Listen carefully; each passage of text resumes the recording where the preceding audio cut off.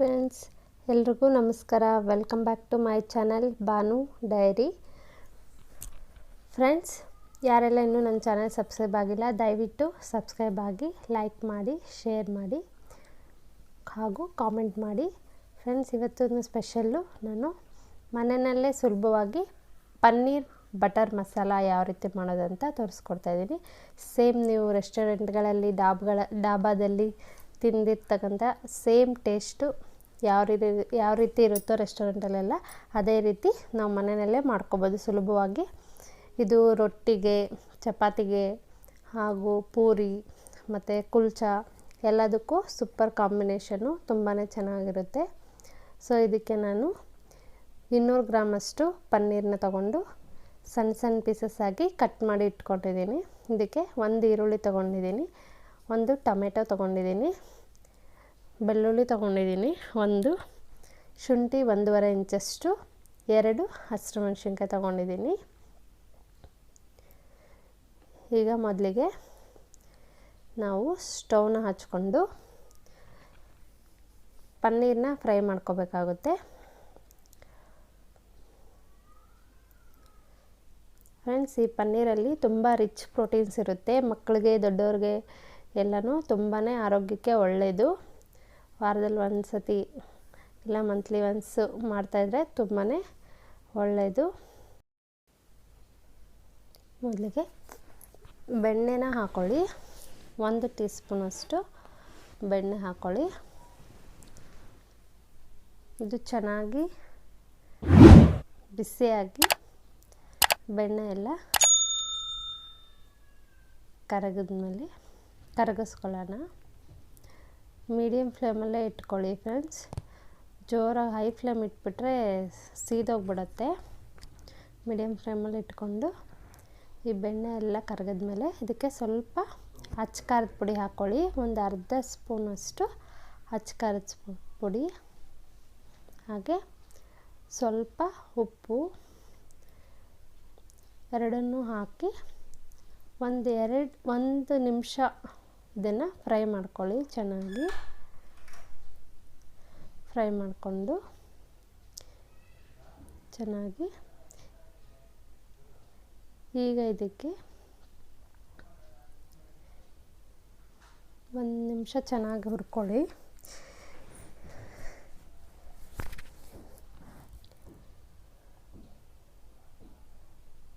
ಈಗ ಇದಕ್ಕೆ ಕಟ್ ಮಾಡಿ ಇಟ್ಕೊಂಡಿರೋಂಥ ಪನ್ನೀರ್ ಪೀಸಸ್ನ ಹಾಕ್ಕೊಳ್ಳೋಣ. ಪನ್ನೀರನ್ನ ಸ್ವಲ್ಪ ಈ ಉಪ್ಪು, ಖಾರ, ಬೆಣ್ಣೆ ಏನಿದೆ ಇದರಲ್ಲಿ ಚೆನ್ನಾಗಿ ಫ್ರೈ ಮಾಡ್ಕೊಳ್ಳೋಣ 1-2 ನಿಮಿಷ. ಈ ರೀತಿ ಫ್ರೈ ಮಾಡೋದ್ರಿಂದ ಪನ್ನೀರು ತಿನ್ನುವಾಗ ನಮಗೆ ಟೇಸ್ಟು ಚೆನ್ನಾಗಿರುತ್ತೆ. ಇದಕ್ಕೆ ಉಪ್ಪು ಖಾರ ಎಲ್ಲ ಚೆನ್ನಾಗಿ ಹಿಡಿದಿರುತ್ತೆ. ತಿನ್ನೋಕ್ಕೆ ತುಂಬಾ ಚೆನ್ನಾಗಿರುತ್ತೆ. ಸಪ್ಪೆ ಸಪ್ಪೆ ಅನಿಸಲ್ಲ ನಮಗೆ ತಿನ್ನಬೇಕಾದಾಗ. ಸೊ ಅದಕ್ಕೆ ಈ ರೀತಿ 1-2 ನಿಮಿಷ ಚೆನ್ನಾಗಿ ಫ್ರೈ ಮಾಡ್ಕೊಳ್ಳೋಣ. ಈಗ ಇದನ್ನು ಒಂದು ಪ್ಲೇಟ್ಗೆ ತೆಗೆದಿಟ್ಕೊಳ್ಳೋಣ.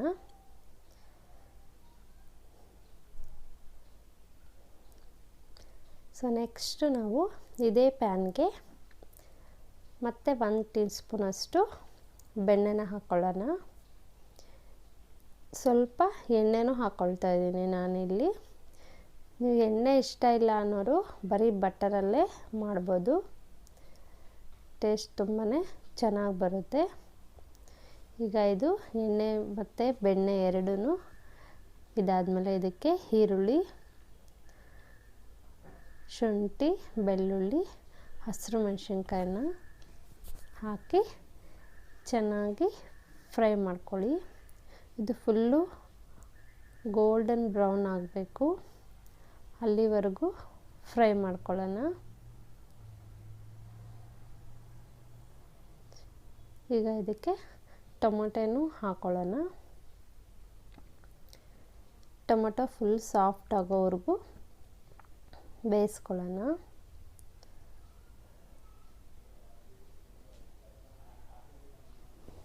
ಮೀಡಿಯಮ್ ಫ್ಲೇಮಲ್ಲಿ ಇಟ್ಕೊಂಡು ಫುಲ್ ಸಾಫ್ಟಾಗಿ ಆಗೋವರೆಗೂ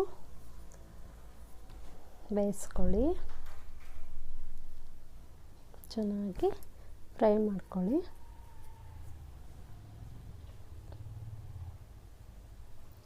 ಇದನ್ನೀಗ ಆಗಿದೆ. ಸೊ ಇದನ್ನು ಸ್ಟವ್ ಆಫ್ ಮಾಡಿಕೊಂಡು ಪೂರ್ತಿ ತಣ್ಣಗಾದ್ಮೇಲೆ ರುಬ್ಕೊಳ್ಳೋಣ. ಬಿಸಿ ಇರೋವಾಗಲೇ ರುಬ್ಬಬೇಡಿ, ರುಚಿ ಹಾಳಾಗುತ್ತೆ. ಪೂರ್ತಿ ತಣ್ಣಗಾದ್ಮೇಲೆ ಇದನ್ನೆಲ್ಲ ಮಿಕ್ಸಿ ಜಾರಿಗೆ ತಗೊಂಡು ಇದಕ್ಕೆ ನಾನು ಗೋಡಂಬಿನ ನೆನೆಸಿಟ್ಕೊಂಡಿದ್ದೀನಿ. ಒಂದು 10ರಿಂದ 12ರಷ್ಟು ಗೋಡಂಬಿನ ಒಂದು ಹಾಫ್ ಆನ್ ಅವರ್ ಮುಂಚೆ ನೆನೆಸಿಟ್ಟಿದ್ದೆ. ಸೊ ಈ ನೆನೆಸಿರೋಂಥ ಗೋಡಂಬಿನ ಹಾಕ್ಕೊಂಡು ರುಬ್ಕೊಳ್ಳೋಣ. ಇದಕ್ಕೆ ನೀರು ಏನು ಆ್ಯಡ್ ಮಾಡಬಾರ್ದು ಫ್ರೆಂಡ್ಸ್, ಹಾಗೆ ರುಬ್ಕೊಳ್ಳೋಣ. ನೋಡಿದ್ರಲ್ಲ, ಈ ರೀತಿ ಫುಲ್ಲು ಫೈನಾಗಿ ನುಣ್ಣಗೆ ರುಬ್ಕೊಳ್ಳಿ. ಸೊ ನೆಕ್ಸ್ಟ್ ನಾವು ಅದೇ ಕಡಾಯಿಗೆ ಸ್ಟವ್ನ ಹಚ್ಕೊಂಡು ಮತ್ತೆ ಒಂದು ಸ್ಪೂನಷ್ಟು ಬೆಣ್ಣೆ ಹಾಕ್ಕೊಂಡು ಸ್ವಲ್ಪ ಎಣ್ಣೆನೂ ಹಾಕ್ಕೊಳ್ಳಿ.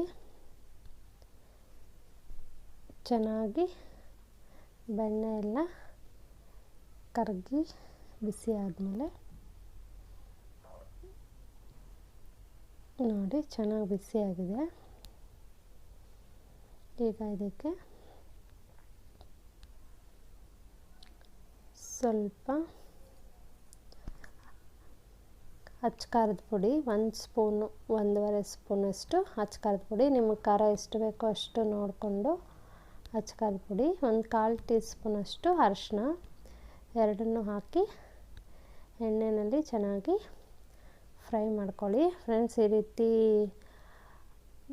ಎಣ್ಣೆಗೆ ಹಾಕಿ ಫ್ರೈ ಮಾಡೋದ್ರಿಂದ ಅಚ್ಚ ಪುಡಿ ಕಲರು ತುಂಬ ಚೆನ್ನಾಗಿರುತ್ತೆ. ಈ ಗ್ರೇವಿ ನೋಡೋಕ್ಕೆ ಟೇಸ್ಟು ಚೆನ್ನಾಗಿರುತ್ತೆ, ಹಾಗೂ ನೋಡೋಕ್ಕೆ ಕಲರು ತುಂಬ ಚೆನ್ನಾಗಿರುತ್ತೆ.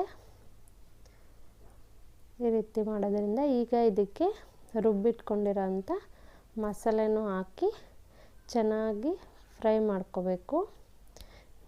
ನೀರನ್ನ ಆ್ಯಡ್ ಮಾಡಬಾರ್ದು ಫ್ರೆಂಡ್ಸ್. ಮೊದಲಿಗೆ ನಾವು ಈ ಮಸಾಲೆನ ಹಾಗೆ ಚೆನ್ನಾಗಿ ಒಂದು 5ರಿಂದ 10 ನಿಮಿಷ ಪೂರ್ತಿ ಎಣ್ಣೆ ಎಲ್ಲ ಬಿಡೋವರೆಗೂ ಚೆನ್ನಾಗಿ ಹಾಗೇ ಬೇಯಿಸ್ಕೋಬೇಕು.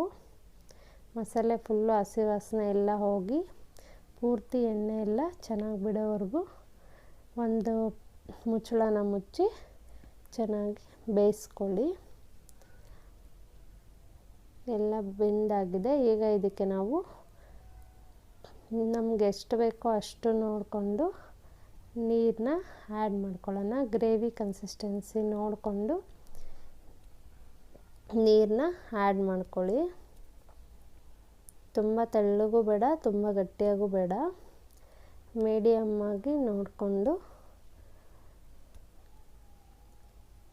ನೀರನ್ನ ಹಾಕ್ಕೊಂಡು ಈಗ ಇದಕ್ಕೆ ರುಚಿಗೆ ತಕ್ಕಷ್ಟು ಉಪ್ಪು ಮತ್ತು ಧನಿಯಾ ಪೌಡ್ರು ಹಾಕ್ಕೊಳ್ಳಿ. 1 ಟೀ ಸ್ಪೂನಷ್ಟು ಧನಿಯಾ ಪೌಡ್ರು ಹಾಗೂ ಹಾಕಿ ಚೆನ್ನಾಗಿ ಮಿಕ್ಸ್ ಮಾಡಿ.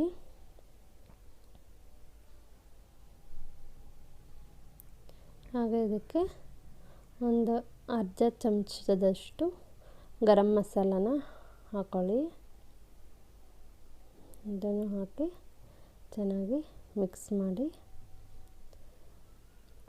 5ರಿಂದ 10 ನಿಮಿಷ ಇದನ್ನು ಒಂದು ಮುಚ್ಚಳನ ಮುಚ್ಚಿ ಬೇಯಕ್ಕೆ ಬಿಡೋಣ. ಸಿಮ್ನಲ್ಲಿ ಇಟ್ಬಿಟ್ಟು ಬೇಯಕ್ಕೆ ಬಿಡೋಣ.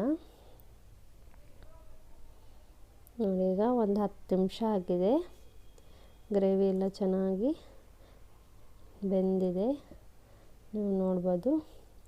ಚೆನ್ನಾಗಿ ನೋಡಿ ಈ ರೀತಿ ಆಗಿದೆ. ಈಗ ಈ ಟೈಮಲ್ಲಿಗೆ ನಾವು ಫ್ರೈ ಮಾಡಿ ಇಟ್ಕೊಂಡಿರೋಂಥ ಪನ್ನೀರನ್ನ ಆ್ಯಡ್ ಮಾಡ್ಕೊಳ್ಳೋಣ.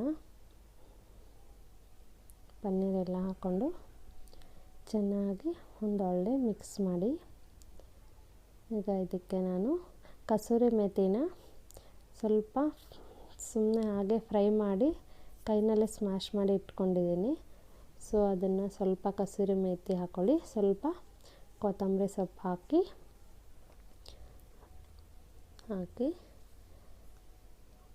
ಹಾಗೂ ರುಚಿಗೆ ತಕ್ಕಷ್ಟು ಉಪ್ಪನ್ನ ನೋಡಿಕೊಂಡು ನಾವು ಆಗಲೇ ಉಪ್ಪು ಹಾಕಿದ್ದೀವಿ. ಮತ್ತು ಪನ್ನೀರು ಫ್ರೈ ಮಾಡೋವಾಗೂ ಸ್ವಲ್ಪ ಉಪ್ಪು ಹಾಕಿದ್ದೀವಿ. ನೋಡಿಕೊಂಡು ಎಷ್ಟು ಬೇಕೋ ಅಷ್ಟು ಉಪ್ಪನ್ನ ಹಾಕ್ಕೊಂಡು ಚೆನ್ನಾಗಿ ಮಿಕ್ಸ್ ಮಾಡಿ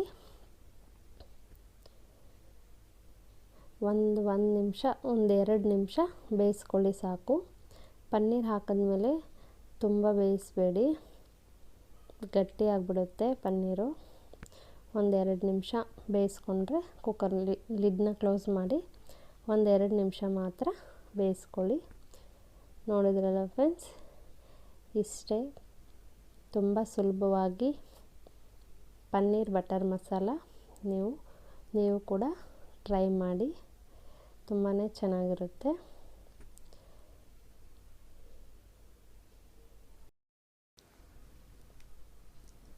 ಫ್ರೆಂಡ್ಸ್, ಇದು ರೊಟ್ಟಿ, ಚಪಾತಿ, ಪೂರಿ ಎಲ್ಲದಕ್ಕೂ ತುಂಬಾ ಸೂಪರ್ ಕಾಂಬಿನೇಷನ್ ಅಂತ ಹೇಳ್ಬೋದು. ತುಂಬಾ ಚೆನ್ನಾಗಿರುತ್ತೆ, ಚಪಾತಿಗೂ ಚೆನ್ನಾಗಿರುತ್ತೆ, ರೊಟ್ಟಿಗೂ ಚೆನ್ನಾಗಿರುತ್ತೆ. ನೀವು ಟ್ರೈ ಮಾಡಿ. ನೋಡಿದ್ರಲ್ಲ ಫ್ರೆಂಡ್ಸ್, ಇಷ್ಟೇ ಪನ್ನೀರ್ ಬಟರ್ ಮಸಾಲ. ಸೇಮ್ ಡಾಬಾದಲ್ಲಿ, ರೆಸ್ಟೋರೆಂಟ್ಸಲ್ಲಿ ಯಾವ ರೀತಿ ಇರುತ್ತೋ ಅದೇ ಟೇಸ್ಟು. ನೀವು ಕೂಡ ಟ್ರೈ ಮಾಡಿ, ನಿಮ್ಮ ಅಭಿಪ್ರಾಯನ ತಿಳಿಸಿ. ನಿಮಗೆಲ್ಲ ಈ ರೆಸಿಪಿ ಇಷ್ಟ ಆಗಿದೆ ಅಂತ ತಿಳ್ಕೊಂಡಿದ್ದೀನಿ. ಇಷ್ಟ ಆಗಿದ್ದರೆ ದಯವಿಟ್ಟು ಸಬ್ಸ್ಕ್ರೈಬ್ ಮಾಡೋದನ್ನ ಮರಿಬೇಡಿ. ಲೈಕ್ ಮಾಡಿ, ಶೇರ್ ಮಾಡಿ.